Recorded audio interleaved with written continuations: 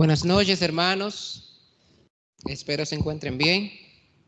Aquellos que están conectados también allá, que no les puedo ver, pero sé que están ahí.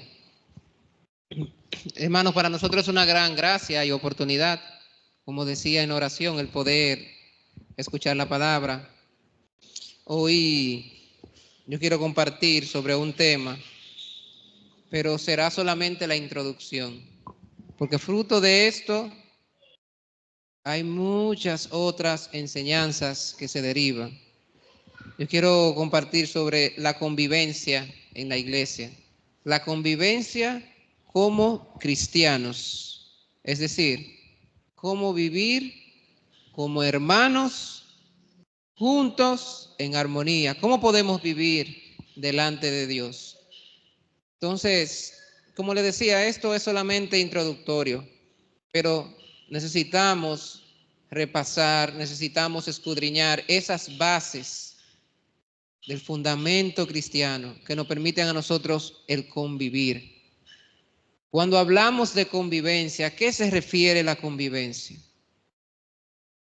La convivencia es una acción de vivir entre las personas compartiendo un lugar. Compartiendo un lugar. Nosotros como hermanos vivimos juntos compartiendo un lugar, un contexto. En este caso, nuestra iglesia, que somos cada uno de nosotros. Hemos leído la palabra en el libro de los Corintios, como la misma palabra enseña acerca del cuerpo de Cristo, siendo Cristo la cabeza y nosotros las partes del cuerpo, unidos y juntos, con un solo corazón, una misma voluntad, de la cual se derivan muchísimas cosas. Porque Dios trabaja en cada uno de nosotros. Dios nos permite dones, Dios nos permite sabiduría, corazones, ideas diferentes, pero que se unen a un mismo principio, una misma voluntad, apoyándonos en la palabra de Dios, en Jesucristo. Pero ¿cómo podemos convivir? ¿Podemos vivir como quiera? No podemos vivir como quiera. Por eso la palabra de Dios enseña las bases de convivencia.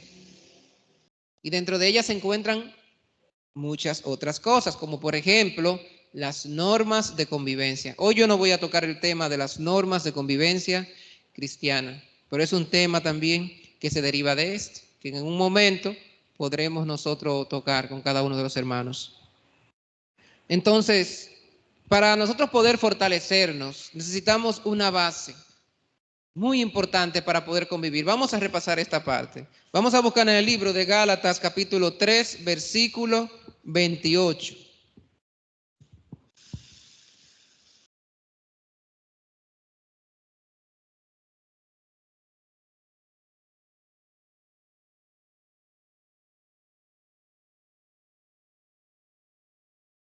Gálatas, capítulo 3, versículo 28.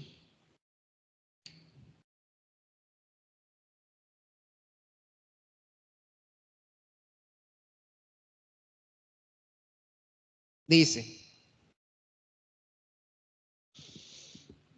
voy a leer desde el 27 en adelante. Dice, porque todos los que habéis sido bautizados en Cristo, de Cristo estáis revestidos. Ya no hay judío ni griego, no hay esclavo ni libre, no hay varón ni mujer, porque todos vosotros sois uno en Cristo Jesús. Y si vosotros sois de Cristo, ciertamente linaje de Abraham sois, y herederos según la promesa. Inicio tratando las bases de la convivencia. Debemos reconocer que nosotros no estamos solos. En un tiempo vivíamos apartados de la palabra de Dios y nuestra convivencia se adaptaba al entorno donde nosotros vivíamos. La personalidad de cada persona depende mucho de dónde se relaciona, del contexto. ¿Cómo vivimos? ¿Cuáles normas seguimos? Las que nos enseñan en las escuelas, las que nos enseñan en la casa principalmente. ¿Cómo nosotros nos desarrollamos creciendo en el entorno, viendo a los demás? Vamos aprendiendo a convivir antes de encontrarnos con Jesucristo. Cada uno de nosotros recibe eso. Pero imaginémonos el punto antes de encontrarnos con Cristo. Vivimos así. Y muchas veces con nuestros pensamientos, con nuestra propia lógica, lo que nosotros consideramos que es bueno, lo que nosotros consideramos que es malo. ¿Cómo tratamos a las personas? Consideramos que tratar a las personas se deben tratar bien, con respeto, fue lo que nosotros aprendimos. Pero fuera de Cristo Jesús nos falta algo muy clave, que es el poder de Dios. Aunque una persona tenga mucho deseo de vivir bien, si no tiene la fuerza del Espíritu de Dios, es muy difícil. En un momento se encuentra bien con una persona, pero en cuanto haya un pensamiento diferente y surja un conflicto, es difícil que la persona pueda permanecer con lo que es el amor hacia los demás y el respeto. Las personas fuera de Cristo no tienen ese poder del Espíritu de Dios que les permite muchos dones para poder convivir de una manera adecuada. Aunque quieran, aunque su mente desea hacer lo bueno, el pecado nos arrastra. La palabra en Isaías explica la voluntad del hombre como una hoja que cae de un árbol, que aunque desee caer en algún lugar, no puede. La hoja va a caer en el lugar donde el viento la lleve. Asimismo nos arrastran las situaciones, nos enfrentamos cada día en distintos contextos de nuestra vida, situaciones complicadas. Necesitamos de un poder que nos ayude a convivir, a tener esperanza, perseverancia, paciencia, amor. Porque fuera de Cristo a nadie le enseñan a amar a un enemigo, a nadie le enseñan a amar a una persona que te ha maltratado.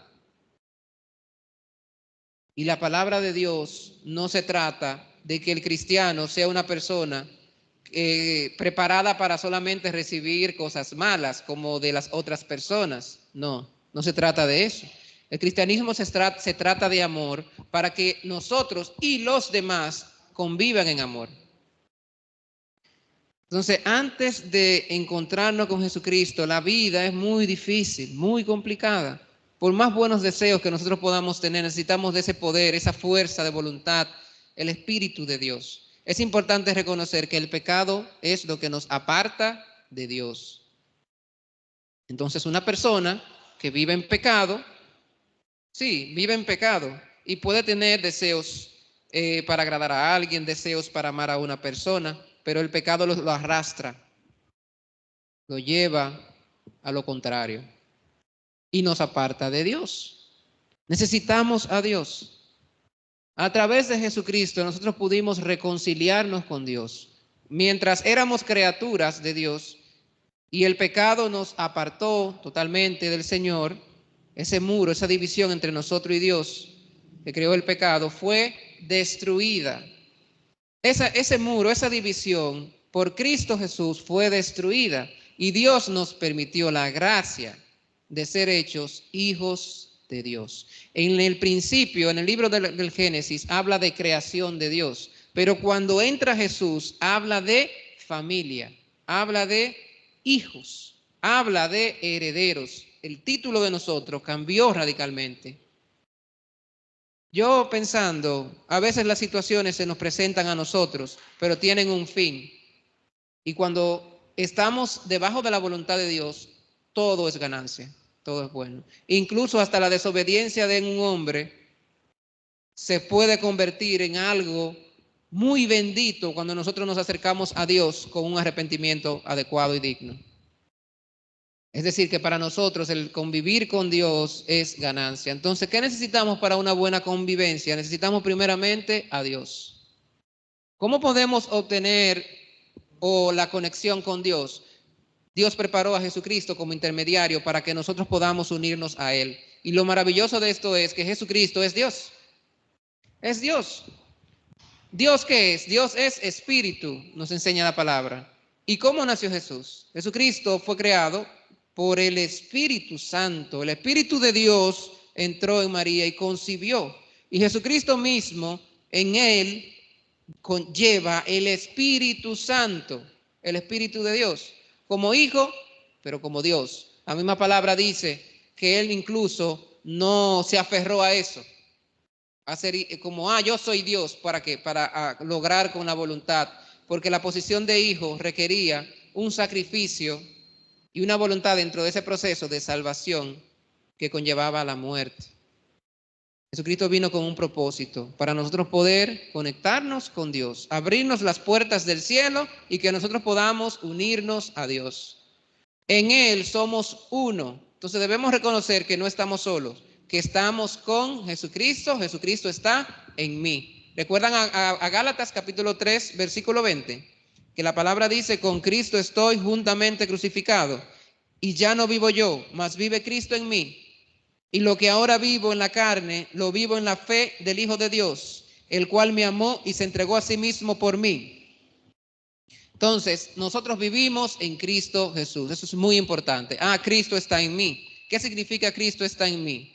La fe de cada uno de nosotros en el sacrificio de Jesús, en el amor de Dios que nos permitió la santidad, la santificación, la justificación, la vida eterna, nos permitió la bendición. Eso está en mí. Eso significa que Jesucristo está en mí. No es que hay ¿cómo le digo? Una gente, un espíritu montado encima de uno, como se conoce en el argot popular. Es que las enseñanzas de Jesús, el poder de Dios, la voluntad de Dios está en mi corazón. Yo camino con esa voluntad. Yo camino con Cristo Jesús. Y el Espíritu Santo también está con cada uno de nosotros. Vamos a buscar la palabra en Primera de Corintios, capítulo 12, versículo 13. Primera de Corintios, capítulo 12, versículo 13.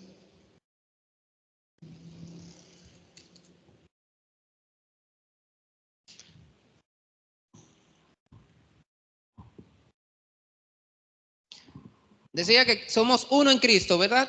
Cristo está en mí. Su voluntad, sus enseñanzas, su poder, su gracia forma parte de mí. Eso es, Cristo está conmigo. Cuando nosotros nos unimos a una persona, cuando nos unimos de corazón. Por eso también el matrimonio es la unión de dos personas, ¿sí o no? Cuando dos personas se unen, pero ¿cómo es esa unión? Eso es de corazón. Hay una unión espiritual, hay una conexión. Nosotros tenemos esa conexión con Jesucristo especialmente. Y esa conexión es lo que nos permite a nosotros la vida eterna. Y dice la palabra aquí, en el capítulo 12, versículo 13, porque por un solo espíritu fuimos todos bautizados en un cuerpo, sean judíos, griegos, sean esclavos o libres, y a todos se nos dio a beber de un mismo, ¿qué dice? Espíritu. A cada uno de nosotros se nos dio a beber del mismo Espíritu, el Espíritu de Dios. Jesucristo está en mí, no solamente Jesucristo como una entidad, sino que el Espíritu de Dios también está con cada uno de nosotros. Es decir, Dios mismo está en cada uno de nosotros. Y en Primera de Corintios capítulo 3, versículo 16, dice, ¿no sabéis que sois templo de Dios y que el Espíritu de Dios mora en vosotros? El Espíritu de Dios, fuimos bautizados con el mismo Espíritu, forma parte de nosotros, está en nosotros. Nosotros somos un templo por eso, porque recibimos, contenemos en nosotros la voluntad de Dios. Entonces, por ahí empieza lo que son las bases para la convivencia. Ya no hay judío, ya no hay griego, ya no hay, vamos a llamarle gentil, ¿Por qué la palabra de Dios hace esta distinción? Porque ciertamente los judíos no se llevaban bien con otras personas que no fueran judíos. Los griegos, cada uno tenía su propia deidad. Cuando se habla de los gentiles, hay un golpe fuerte en la Biblia, especialmente en la época de Jesucristo. Cuando se habla de gentil, nosotros somos gentiles, pero voy a plantear una diferencia muy grande. Cuando se habla de gentil en los tiempos de Jesús, no era como ahora, nosotros decimos un norteamericano, un europeo. ¿Por qué? Un español. Nosotros no somos judíos, ¿verdad? Pero ¿cuáles enseñanzas nos enseñaron desde pequeño? ¿A qué Dios nosotros servimos? ¿A cuál Dios? ¿Cómo se llama nuestro Dios? Jehová, Yahvé, Jehová. A nosotros nos enseñaron así, aunque diferente doctrina, diferente quizá religión, pero nos enseñaron un Dios, un mismo Dios,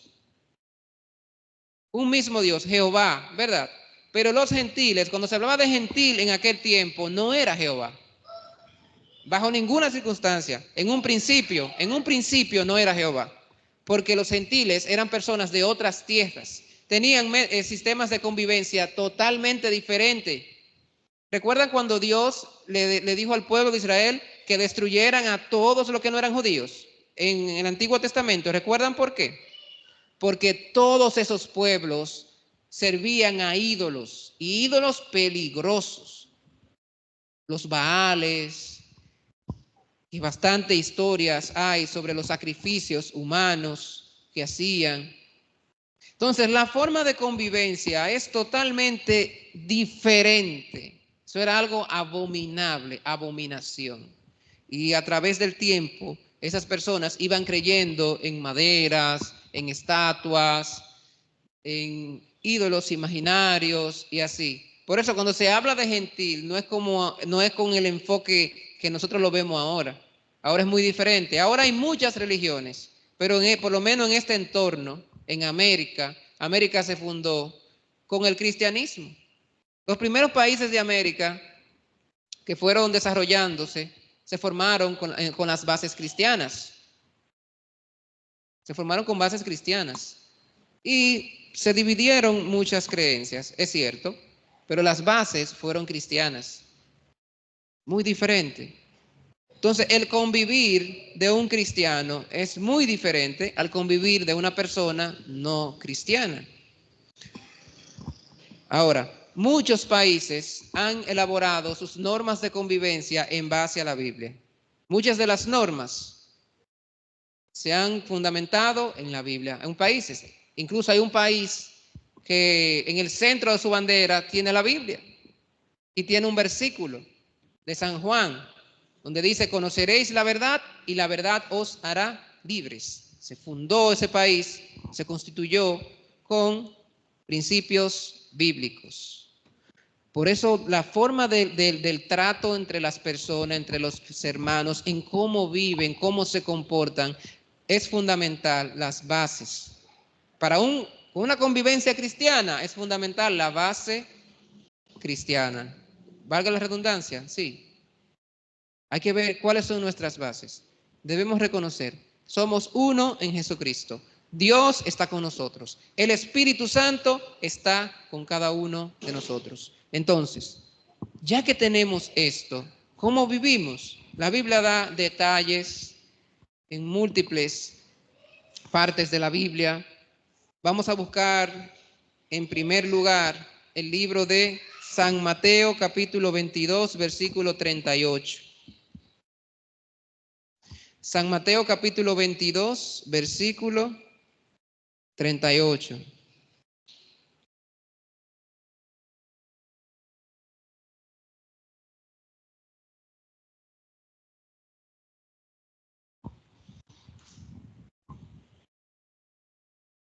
Dice la palabra en San Mateo capítulo 22, versículo 38. Este es el primero y grande mandamiento, y el segundo es semejante: amarás a tu prójimo como a ti mismo. Perdón, voy a leer desde el versículo 37. Jesús le dijo: amarás al Señor tu Dios con todo tu corazón y con toda tu alma y con toda tu mente. Este es el primero y grande mandamiento. Y el segundo es semejante: amarás a tu prójimo como a ti mismo. De esos dos mandamientos depende toda la ley y los profetas. Es decir, que nuestra convivencia como cristianos, nuestra vida, depende de esos dos mandamientos y se basan en lo mismo, en el amor. En primer lugar, a Dios, y en segundo lugar, ¿a quién? A nuestro prójimo. Y ahí están las bases. De ahí se va derivando toda la ley, cómo debemos vivir, cómo debemos. El amor no debe faltar en nosotros como hermanos, como iglesia. Una iglesia fundada en amor puede hacer cualquier cosa. Todo. Nosotros recibimos el amor de Dios, recibimos la salvación. Un amor increíble. Dios mismo en la tierra aquí sacrificándose para darnos una vida nueva, para que nuestro estilo de vida sea diferente, sea nuevo, basándonos en el amor. Que podamos nosotros convivir en armonía, con muchas bendiciones, muchas gracias. Así. El amor es la base. En las iglesias, cada uno de nosotros como miembro de Dios somos distintos, somos diferentes, nadie es igual, cada uno de nosotros es único, pero tiene las mismas bases. Tenemos a Cristo, ¿verdad?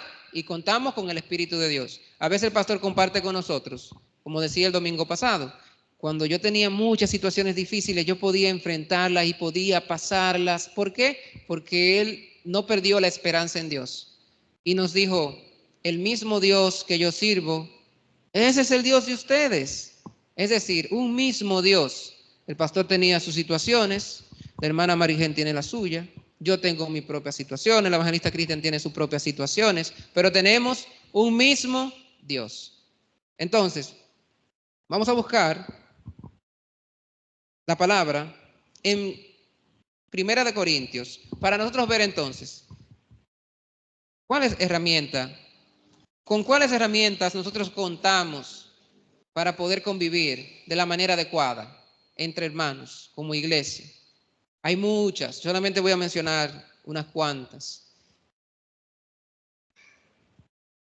Vamos a ver esas herramientas. Primera de Corintios capítulo 12, vamos a buscar.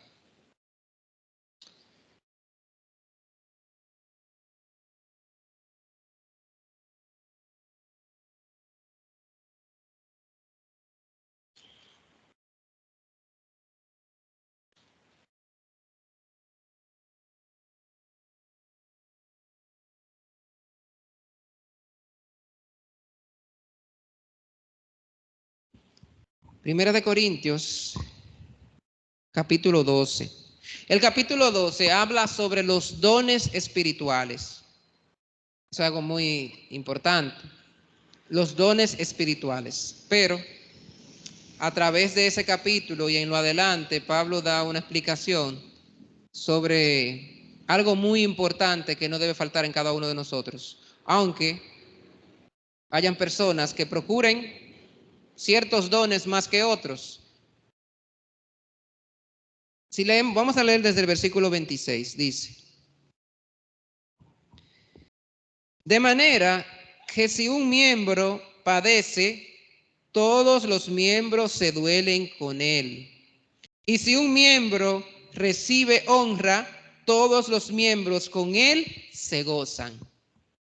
Aquí, como les decía, habla de los dones, pero yo voy a enfatizar en algunas, yo le llamé herramientas, pero en realidad son cualidades que tenemos nosotros como cristianos y que forman parte de nuestra convivencia. Por ejemplo, aquí está hablando de que somos todos un cuerpo de Cristo. Y así como el cuerpo tiene diferentes partes, cada miembro de nuestro cuerpo es muy valioso y debemos amarlo, debemos procurarlo, debemos cuidarlo. Esto es cada uno de nosotros como hermanos en Dios. No debe faltar en nosotros la honra. Si hay un hermano que tiene más bien una situación complicada y triste, cada uno de nosotros como hermanos formando parte del mismo cuerpo, debemos tener un corazón sensible ante ese hermano y poder también compartir con él su sufrimiento, esa situación. La Biblia enseña, obviamente, que hay momento para todo, momento para llorar, momento para alegría. Aquellos que necesiten consolación deben ser consolados, pero también nosotros debemos unirnos en esas situaciones difíciles, con un mismo corazón, un mismo sentimiento. Es decir, si Cristian tiene dificultad, ¿cómo Cristian va a estar contento y alegre? Si Cristian tiene dificultad y yo estoy entonces muy alegre, muy contento, hay problema. Yo necesito identificarme con él. Ahora bien, yo también, como miembro de la iglesia, estoy llamado a consolar, pero hay un dolor, hay un sufrimiento ahí en esa parte. Como nosotros como hermanos, hay un dolor. Ahora bien, cuando un hermano tiene causa de gozo, por ejemplo, yo no hay problema en tomar el evangelista Cristian y Juan. Yo sé que ellos no se van a poner bravos conmigo, ¿verdad? El evangelista Cristian, una causa de gozo. El evangelista una vez testificaba sobre, él estaba buscando una casa, ¿verdad? Y encontró un apartamento. ¿Eso es causa de gozo o causa de tristeza? Causa de gozo. Entonces, nosotros, los hermanos, juntos en armonía, Cristian celebra, nuestro corazón, ¿cómo debe estar? Contento, agradecido. Maravilloso. Gran bendición. Porque así como Dios le permitió a él, cuando me permita a mí, cuando le permita a un hermano, también habrá causa de gozo. Y digo este ejemplo, pero eso es aplicable en todas las cosas. Nosotros como hermanos, formando parte de un mismo cuerpo de Cristo, debemos reconocer eso. Cuando nosotros perdemos la sensibilidad, hay problema. Hay problema. Por eso la iglesia debe mantenerse unida en comunicación. La iglesia no puede vivir a distancia, un corazón alejado, un corazón distante, como ajeno a lo demás. Así no. Entonces dice el versículo 27, vosotros pues sois el cuerpo de Cristo y miembros cada uno en particular. Y a unos puso Dios en la iglesia, primeramente apóstoles, luego profetas, lo tercero maestros, luego los que hacen milagros, después los que sanan, los que ayudan, los que administran, los que tienen don de lenguas. Son todos apóstoles, son todos profetas, todos maestros, hacen todos milagros, tienen todos dones de sanidad, hablan todos lenguas, interpretan todos. Ahí está dando una descripción de la convivencia de los hermanos, de esas cualidades que tienen los hermanos. Como miembro del cuerpo de Cristo, tiene particularidades, dice aquí, distintas unos de otros. Hay un hermano que administra las cosas de la iglesia, procura de que todo está bien. Quizá ese hermano no está predicando, pero hay evangelistas. Entonces los evangelistas salen a predicar. Pero hay otro hermano que ese hermano investiga y busca. Mira, nosotros tenemos una iglesia así. Mira, te voy a dar el contacto de uno de los evangelistas para que le escriba. No hay ningún problema. Pregúntale lo que tú quieras sobre la palabra. O lo invitan a la iglesia. No predica, ese hermano no predica, pero ha traído 5, 6, 7 personas a la iglesia, por ejemplo. Tiene un papel. Y ese hermano puede ser que se levante hoy no pensando en un versículo específico o en una forma de enseñanza de la palabra, alguna técnica. Yo no tengo técnica. No, sirve a Dios como quiera. Y su trabajo es válido y maravilloso. Yo he conocido hermanos que no son predicadores, por decirlo, pero invitan a otros y lo llevan a escuchar la palabra, lo dirigen. Se ve como medio raro ese hermano, ese hermano medio raro, pero ese hermano tiene un papel fundamental.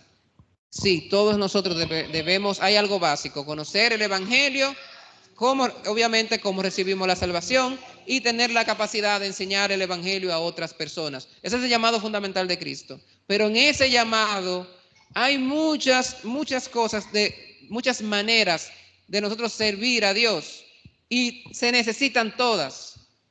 Se necesita esa unión. Ninguna es inferior a otra. Todas son importantes, todas. Vemos la palabra de Dios, cómo habían algunos encargados de administrar los fondos de la iglesia, cómo habían algunos encargados de distribuir la comida. Si los apóstoles hacían todo eso, ¿podían predicar? No podían predicar. Ese trabajo es muy importante. Ahora, cada uno de ellos estaba preparado y con fe servía a Dios. ¿Por qué? ¿Cuál fue la función que le pusieron a Esteban? ¿Cuál fue? Fue como un diácono, ¿verdad? Recuerdan que buscaban una persona que fuera fiel, que caminara con Dios. ¿Para qué? Para administrar las ofrendas, para distribuir a los hermanos más necesitados, distribuir a las viudas. Eso era algo que los mismos apóstoles hacían. Pero se le atribuyó a cada hermano una función y más bien de corazón surgían, porque tenían una voluntad tan abierta para servir y entre la misma iglesia como equipo dispusieron, siendo guiados por Dios, establecieron los diáconos. Pero miren cómo murió Esteban. Esteban, sí, él fue preparado para una función específica dentro de la iglesia, pero su vida de creencia, él llevaba lo que todos llevamos. Llevaba el Espíritu de Dios, llevaba a Jesucristo, era uno con Jesucristo, llevaba a Dios. Esa es la base. Así como él servía en una cosa, también servía en otra también. No es que solamente voy a hacer una cosa. Tenemos una base espiritual. Y miren cómo Esteban predicó el Evangelio. Él predicó desde el inicio hasta el final. Pero él era un apóstol, no. Él era un encargado de distribuir de las ofrendas de la iglesia, de que todo marchara bien. ¿Para qué? Para dar fluidez a la predicación, que es el objetivo principal, llevar el Evangelio a otras personas. Es decir, que cada trabajo era importante. Era importante. El que prepara las sillas también, ese trabajo muy importante. O el que prepara los vehículos para salir, un ejemplo. El que propicia un camino para servir a Dios, ese trabajo es importante, maravilloso. Entonces, la base de ese servicio es el amor. Pablo dice que muchas personas procuran esos dones. ¿Cuáles son los dones que las personas procuran? Sanidad, maravilloso. Una persona tiene una enfermedad, sánate en el nombre de Dios. Eso es algo maravilloso. Muchas personas procuran eso. Otros, el don de lenguas, hablar en un idioma que no se entiende, pero que llegue al corazón de la gente y que Dios trabaje en ello en la otra persona. Hay personas que procuran muchos dones distintos. Ahí Pablo mencionó algunos de ellos. Pero dice el versículo 33, procurad pues los dones mejores.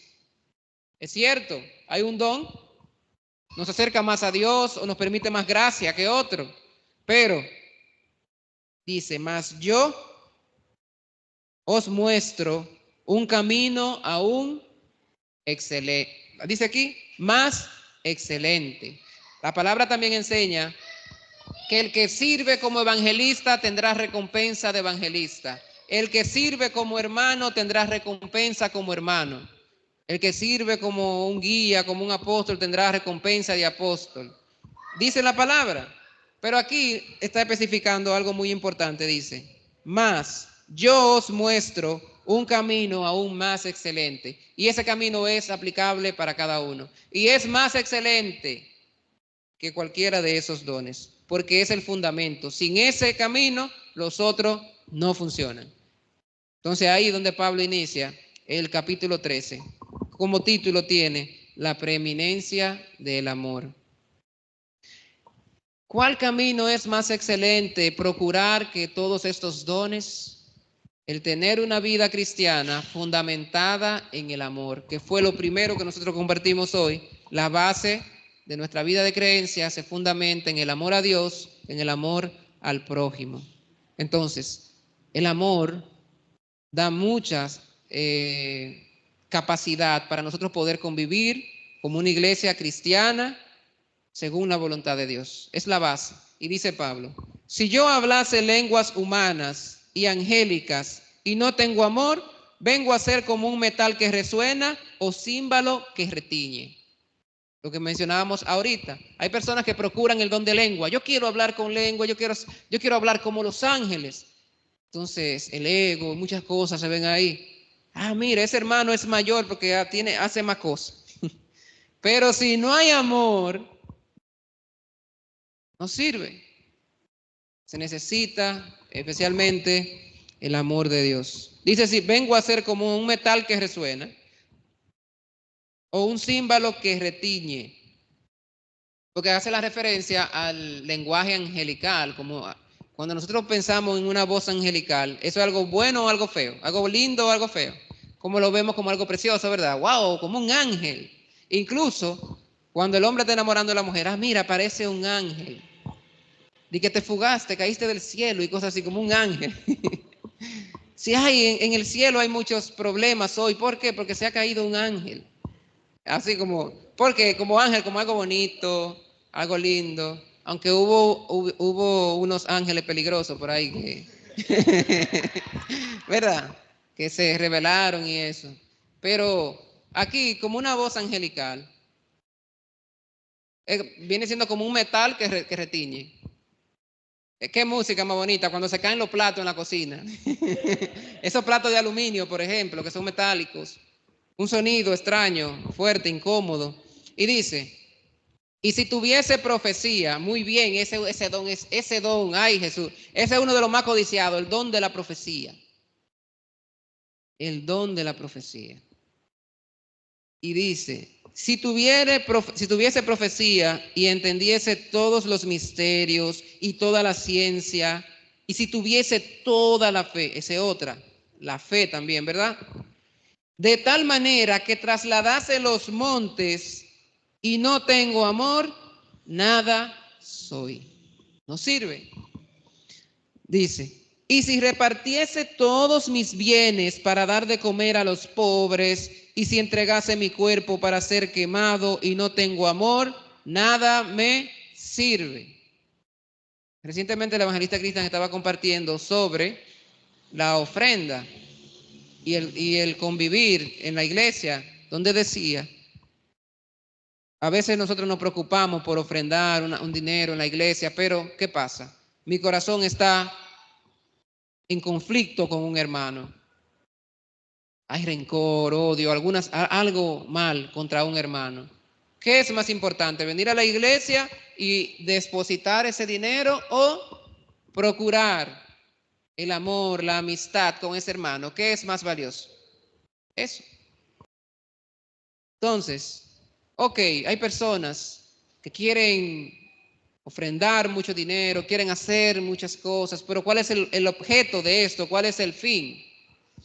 Si no hay amor en eso, no sirve, no sirve en realidad. Esa persona quizás se está engañando a sí mismo. Hay personas que son así, se engañan a sí mismos. Ah, yo hice tal cosa, tal cosa. No, nosotros debemos servir a Dios con amor. Dice, y si repartiese todos mis bienes para dar de comer a los pobres, y si entregase mi cuerpo para ser quemado y no tengo amor, de nada me sirve. El amor es sufrido, es benigno. El amor no tiene envidia. El amor no es jactancioso, no se envanece, no hace nada indebido, no busca lo suyo.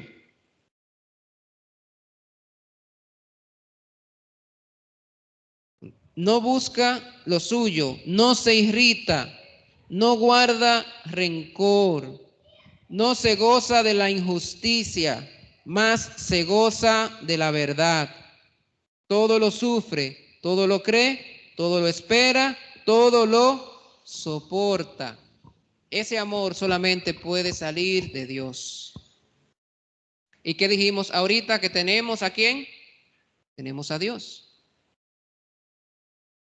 Yo no soy Dios para yo vivir así. No.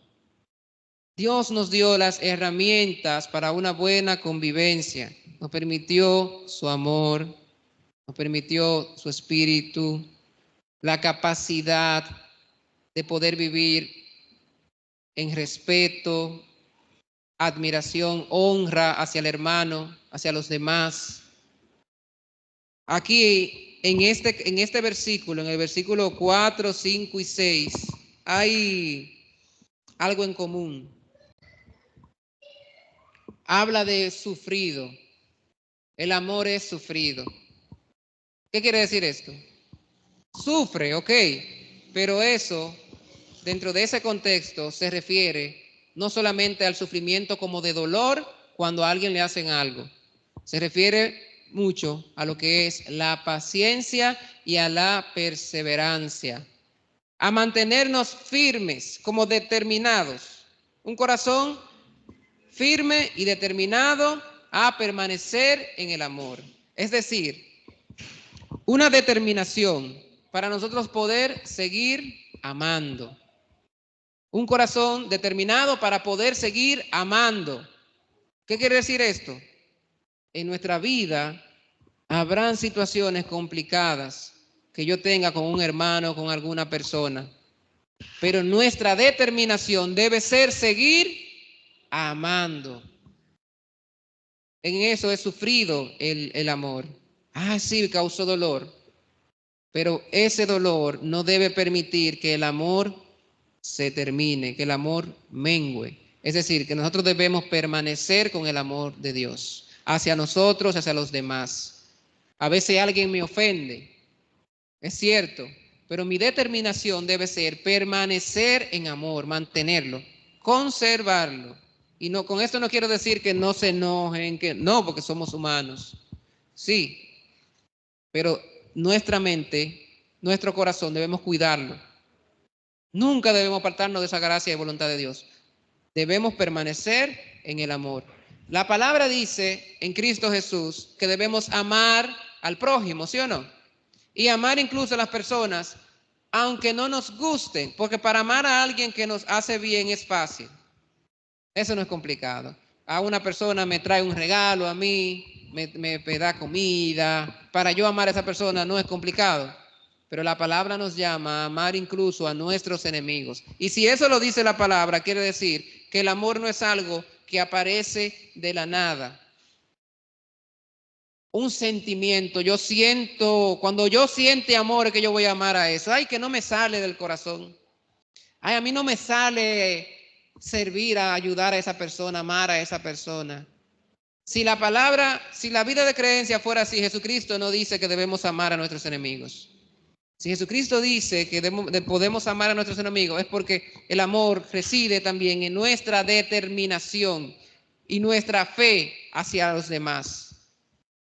Yo decido amar a otra persona en el nombre de Jesús. No, nada que ver con mi fuerza humana, pero sí con la fe y el amor que Jesucristo nos dio a cada uno de nosotros. En este contexto del versículo del 4 al 6, Pablo nos exhorta para que podamos entender que nosotros en el amor debemos perseverar, debemos mantenernos a pesar de las situaciones complicadas y difíciles, no apartarnos del amor de Dios hacia los demás. En el momento en que falte amor en nuestra vida, fracasamos. ¿Ya? ¿De qué depende? Aquí la palabra nos dice también, si nosotros leemos 13:13, 1 Corintios 13:13 dice, y ahora permanecen la fe, la esperanza y el amor. Estos tres, pero el mayor de ellos es el amor. Entre todos los dones, entre todas las cosas, Pablo decía en el versículo 31, capítulo 12, versículo 31, procurad pues los dones mejores, mas yo os muestro un camino aún más excelente. Versículo 13 del capítulo 13 dice, pero el mayor de ellos es el amor. ¿Cómo nosotros, para poder vivir como hermanos, no debe faltar el amor? Porque con amor no hay murmuración, no hay odio, no hay rencor, no hay nada de eso. Voy a leer Hechos capítulo 2, versículo del 46 al 47, dice,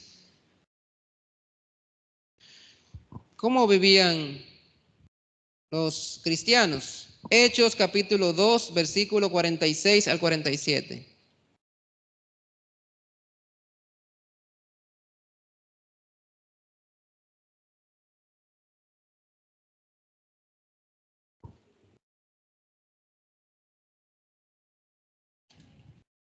Hechos capítulo 2,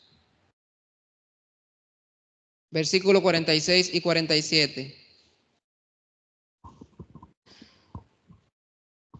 Dice, y perseverando unánimes cada día en el templo y partiendo el pan en las casas, comían juntos con alegría y sencillez de corazón, alabando a Dios y teniendo favor con todo el pueblo. Y el Señor añadía cada día a la iglesia los que habían de ser salvos. Ese es, ¿verdad?, como mandato del Señor, que el Evangelio se comparta y como voluntad misma de Dios, que todo el mundo sea salvo. ¿Cómo pueden salvarse las personas? Sí, es Dios, ¿verdad? Pero ¿a dónde lleva? Por eso la convivencia es muy importante para que vengan personas y reciban la salvación, reciban el Evangelio. ¿Cómo? Depende de cómo vivimos nosotros, refleja mucho el crecimiento de una iglesia. Es muy importante. Aquí, por ejemplo, nos menciona perseverancia. Cada día en el templo.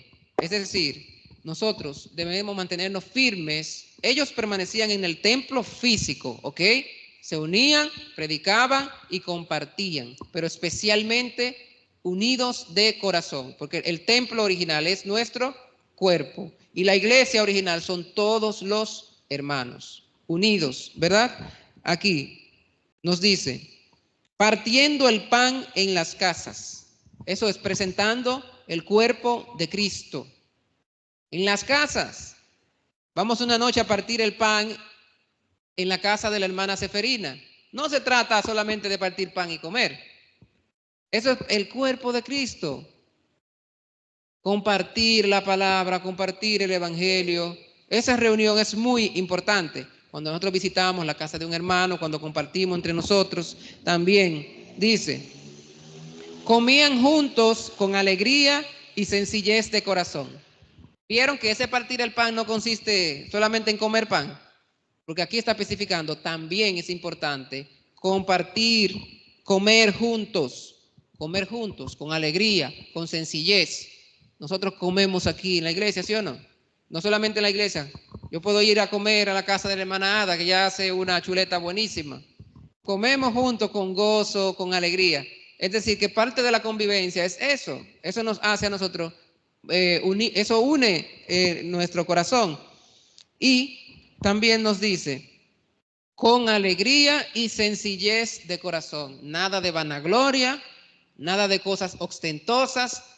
El objeto de nuestra congregación es eso, vivir con alegría, vivir con gozo. Si no hay este fruto, no sirve. Si yo voy a una casa y lo que el hermano se mata cocinando y preparando, está cansado, enojado, ¿qué fin tiene ese? No se trata de eso. Se trata de todos compartir con gozo, con alegría. Igual, cuando nosotros preparamos la comida, si nosotros venimos con un corazón de preparar la comida y solamente irnos, no tiene ningún sentido. Es de compartir entre hermanos, cuando uno se comparte aquí, ese momento es muy importante para aprovecharlo, para conversar. Alegres, alegres. A través de la historia de la humanidad, hay dos cosas que representan alegría. Una de ellas es el tomar, no el alcoholismo, es otra cosa. Cuando se habla como de compartir, el tomar, y el comer a nivel mundial. Eso es como representa, ¿qué representa eso? Celebración, ¿verdad? Fiesta, gozo, eso representa.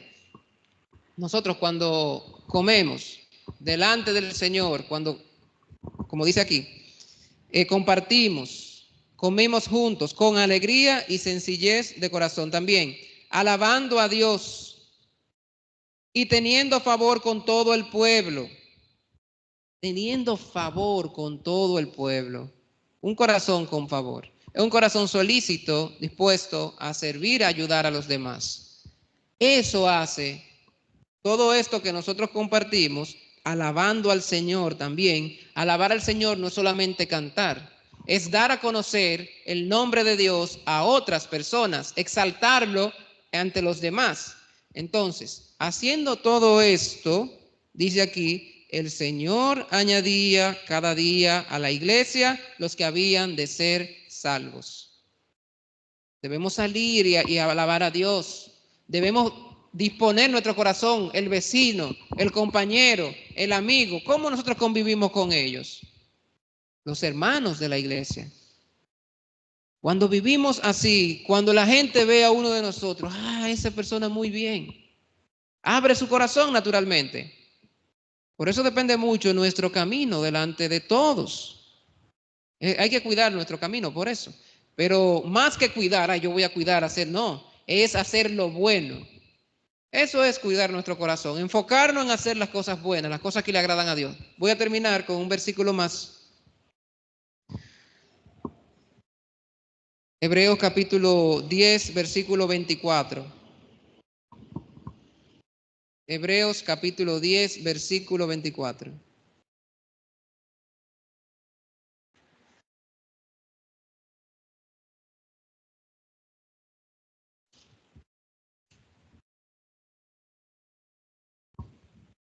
Dice, y considerémonos unos a otros para estimularnos al amor y a las buenas obras.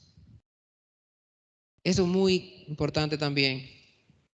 Debemos estimularnos cada uno de nosotros al amor y a las buenas obras. Eso debemos fomentar los unos a los otros, a mantener el amor y hacer las cosas buenas según la voluntad de Dios, a servir con el corazón de Dios. Dice, no dejando de congregarnos como algunos tienen por costumbre, sino exhortándonos y tanto más cuanto veis que aquel día se acerca. La palabra también nos habla en el libro de los Salmos que los hermanos debemos vivir juntos en armonía. Salmo 133, versículo 1. En primera de Pedro 3:8 nos habla de la buena conciencia. ¿Cómo debemos nosotros convivir también con una buena conciencia? En Hechos capítulo 2, versículo 42 a 47, por ejemplo, nos hablan de los primeros cristianos. Ustedes leen detalladamente esos versículos y podemos ver cómo ellos también se enfatiza lo que es el compartir el pan, presentar a Cristo, el servir a los demás. Y todas estas acciones en el servicio de la fe es lo que hace que la iglesia crezca. La iglesia no va a crecer solamente sentándonos y escuchando la palabra, sino todas estas acciones que involucran también nuestra participación, o sea, nuestra parte activa fuera de la iglesia, donde quiera que estamos, es lo que va a lograr que las personas vengan a nuestra iglesia, que podamos crecer y que muchos reciban la salvación. La iglesia de Dios somos cada uno de nosotros y el papel de la iglesia no es dentro de este cuadro aquí.